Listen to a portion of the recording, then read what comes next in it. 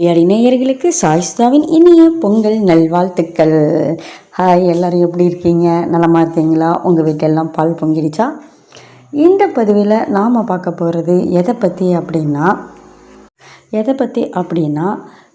நடைமுறையில் என்ன நடந்துகிட்ருக்குது.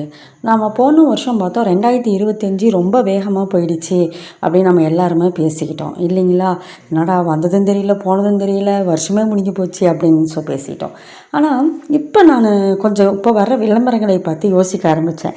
ஏன் அப்படி நமக்கு தோணுச்சு அப்படிங்கிறது எனக்கு இப்போ புலப்பட்டது. ஏன் அப்படின்ட்டு பாருங்கள், நியூ இயர் வர்றதுக்கு ஒரு 15 நாள் முன்னாடியே நியூ இயர் விளம்பரம், நியூ இயர் தள்ளுபடின்னு போட ஆரம்பித்தாங்க.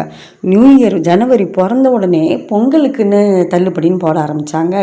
பொருள் விற்பனை செய்கிறவங்க பொங்கல் ஆஃபர், பொங்கல் தள்ளுபடி, பொங்கலுக்கு இலவசம் அப்படின்லாம் சொல்ல ஆரம்பித்தாங்க.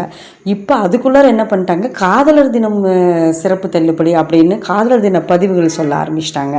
அப்போ இந்த மாதிரியாக நம்ம பார்த்துக்கிட்டே இருக்கும்போது நம்ம மனசில் ஜனவரி முடிஞ்சு பிப்ரவரி வந்துருச்சு அப்படிங்கிற ஒரு எண்ணம் நம்ம மனசுக்குள்ளே பதிஞ்சிருது. இந்த மாதிரியான விளம்பரங்கள் நாம் ஊடகங்களில் பார்த்துக்கிட்டே இருக்கிறோம் இல்லைங்களா? இணைய பயன்பாடில் இதெல்லாம் பார்த்துக்கிட்டே இருக்கும்போது நியூ இயர் பிறந்துடுச்சு, ஜனவரி முடிஞ்சிடுச்சு, பிப்ரவரி வந்துடுச்சு, அடுத்தது மார்ச் மகளிர் தினத்தை பற்றி பேச ஆரம்பிச்சிருவாங்க இன்னும் 10 நாள்லையே நான் நினைக்கிறேன்.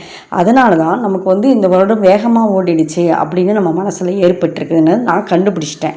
நீங்கள் கண்டுபிடிச்சிட்டிங்களா ஏன் அப்படி நமக்கு தோணுது அப்படின்னு சொல்லிட்டு? நீங்கள் கண்டுபிடிச்சிருந்தா உங்களுடைய கண்டுபிடிப்பை, அதனுடைய காரணத்தை கமெண்ட் பாக்ஸில் சொல்லுங்கள், நானும் தெரிஞ்சுக்கிறேன். பாய்.